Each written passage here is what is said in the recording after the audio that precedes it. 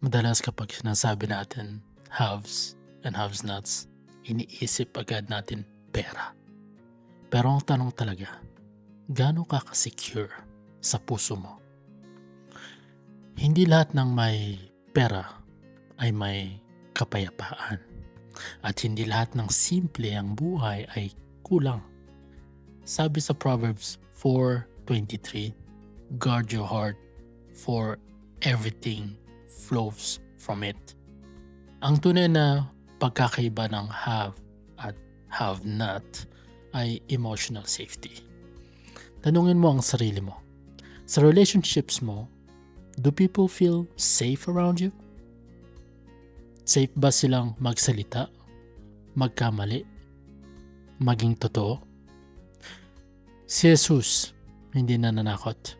He invited. Come to me, sabi niya. Isang practical step. I-track mo ang mga salita mo.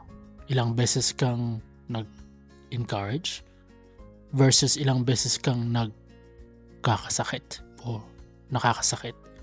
Aim for 10 encouraging words sa bawat 1 careless word. Sabi sa Ephesians 4:29, speak words that build, not break. Ang tunay na have ay hindi kung ano ang hawak mo, kundi kung anong pakiramdam ng iba kapag kasama ka. Create emotional safety. That's real wealth.